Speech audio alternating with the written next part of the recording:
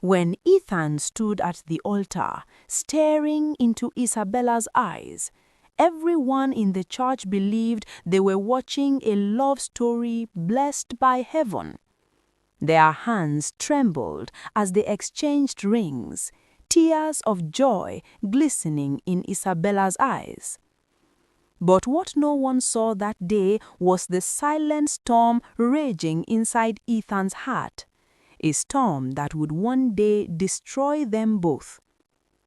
Because sometimes, when love is betrayed, it doesn't vanish, it turns into vengeance. In the bustling town of Ibadan, where gossip travels faster than harmattan wind, their love story was the talk of the streets. People said Isabella had tamed Ethan, the once proud bachelor who had sworn never to marry. To everyone, they were the picture of perfection. But behind their laughter and matching outfits was a truth darker than night. And that truth began the day Ethan discovered that the woman he loved had built her love on a lie. No one could have imagined that such a love would one day birth one of the most scandalous stories Ibadan had ever had, one that would leave a family torn apart, a man shattered, and two sisters destroyed. Their marriage was everything Ethan dreamed of, at least at first. Isabella became the center of his world. She cooked his favorite meals, sent him morning prayers, and made their home glow with love. To everyone else, they were proof that true love still existed. But one night, a conversation between Isabella and her friend shattered everything Ethan thought he knew about her. He had returned home early from a trip to Abuja and heard voices from the living room. Isabella didn't know he was home. She was laughing softly as she spoke on the phone, saying, "Only Ethan knew the truth. He would never have married me." Ethan froze, his heartbeat thundering in his chest. The phone call ended, and he confronted her immediately, demanding to know what truth she was hiding. At first, she denied everything. But after hours of tears and silence, she confessed. Before meeting Ethan, Isabella had been in a secret relationship with his late cousin, Raymond, the same cousin who died in a car accident 2 years before their wedding. She had promised never to tell him, fearing it would ruin everything. Ethan's world crashed instantly. The woman he had loved with every piece of his heart had slept with his cousin. To him, it wasn't just betrayal, it was humiliation. And from that night, love began to rot into something poisonous. Ethan didn't sleep that night. He sat in the living room staring at the wedding photo hanging on the wall, the one where Isabella's smile glowed like sunlight. The woman in that picture looked pure, innocent, devoted. But now, that smile haunted him. Every time he looked at her face, he saw Raymond's ghost staring back at him. The man he'd buried like a brother, the man he trusted with his secrets, and now the man who once held his wife in his arms. The pain burned through him like acid, and in that burning, a dangerous thought began to take shape: revenge. Days passed, and Isabella begged for forgiveness. She cried, knelt, and swore that what she had with Raymond was in the past, that she had truly fallen in love with Ethan. But the damage had already been done. Something inside Ethan had broken beyond repair. He no longer saw her as his wife, but as a liar who had stolen his peace. He smiled during the day and played the perfect husband, but every night he lay awake plotting ways to make her feel the same pain he felt. He didn't want to leave her, he wanted to punish her. Then, as fate would have it, Naomi, Isabella's sister, moved into their home temporarily after losing her job in Port Harcourt. The same Naomi whose eyes lingered too long when she looked at Ethan, whose laughter seemed to carry a strange sweetness whenever he was around. That was when Ethan's mind made a dark decision. If Isabella could betray him with someone close to him, he would do the same with someone even closer to her. Naomi had always admired Ethan. From the very beginning, she had seen the kind of love and stability he gave her sister and wished it was hers. Living under the same roof with him now was both comforting and torturous. He was respectful, handsome, always polite. But one evening, something changed. She walked into the kitchen to find him there alone, sleeves rolled up, washing plates. Their eyes met, and for a moment, neither of them looked away. There was something heavy in the air, unspoken, forbidding, and dangerous. It started with small things, a compliment here, a lingering touch there. Ethan began to play his game slowly, carefully. He would tell Naomi how much he admired her confidence, how she was stronger than her sister, how she deserved better. Naomi tried to resist, but every word chipped away at her will. She was flattered, vulnerable, and lonely. And soon, Ethan became the only person who made her feel seen. The same man she had once called her brother-in-law was now the one making her heart race in secret. One night, during a heavy rainstorm, the tension finally snapped. Isabella had traveled for a 2-day seminar, and the house was silent except for the sound of thunder. Naomi came downstairs to close the windows, and Ethan followed her. Their hands brushed, their eyes locked, and before either could stop it, the line between loyalty and lust disappeared. It was slow, heated, and filled with guilt, the kind of sin that feels like love in the dark but burns like fire in the light.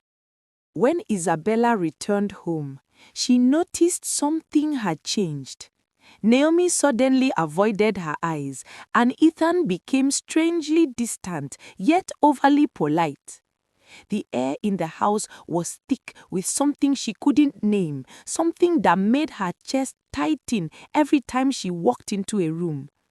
She didn't know that her husband and sister were carrying a secret heavy enough to crush 3 hearts. Ethan's revenge brought him no peace. Each time Naomi smiled at him, guilt stabbed his chest like a knife. He wanted to stop, but the part of him that was still hurting from Isabella's betrayal whispered, "She deserves this." Yet deep down, he was breaking too, because the more he slept with Naomi, the more disgusted he became with himself. It wasn't just revenge anymore. It was a cycle of pain that had trapped them all. Naomi, on the other hand, was drowning in confusion. She had fallen in love with Ethan, but every night she cried knowing what she was doing to her sister. The same sister who once sacrificed her own dreams to pay Naomi's school fees. She wanted to confess, but Ethan begged her to stay quiet, saying it was just between them, that it would destroy too much if revealed. What they didn't know was that secrets always have a way of revealing themselves, even in silence. It happened on a Sunday evening.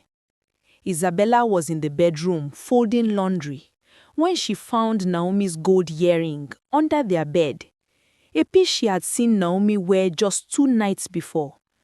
At first, she brushed it off until her instincts began to scream. Her hands trembled as she looked around the room, realizing there were other small signs she had ignored. The whispering, the sudden closeness, the awkward silences. And that night, as Naomi took a shower, Isabella picked up her sister's phone out of curiosity. and what she saw shattered her completely.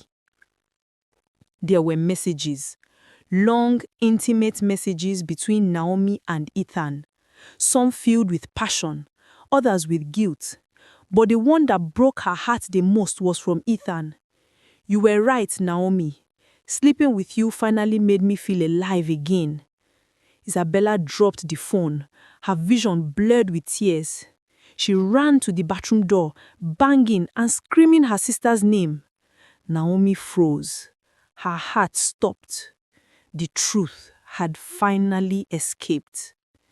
That night, the house became a war zone. Isabella's screams echoed through the compound, drawing neighbors to the gate. She slapped Naomi over and over, crying, shaking, asking, "How could you of all people?" Ethan tried to speak, but she turned on him with eyes that burned with both love and hate. "You married me for love, but you destroyed me for revenge." The next morning, Naomi packed her bags and left without saying goodbye. Her shame was too heavy to bear. The neighbors whispered, tongues wagging, spreading the scandal across Ibadan like wildfire. The once admired couple had become a cautionary tale. The husband who slept with his wife's sister, and the woman who betrayed her blood. Ethan stayed in the house, but the silence between them and Isabella was colder than death. Days turned to weeks, and their home became a graveyard of broken trust. Isabella barely spoke, and when she did, her voice carried no emotion. Ethan tried to apologize, but she looked at him with empty eyes. "You didn't hurt me," she said one night. "You killed something inside me." Those words haunted him. He realized that revenge hadn't healed him. It had destroyed the last good thing he ever had. Ethan began drinking heavily, barely going to work, haunted by what he'd done. He saw Naomi's face in every shadow, heard Isabella's cries in every silence. He had won the battle for revenge, but lost the war for love. And deep down, he knew he would never forgive himself.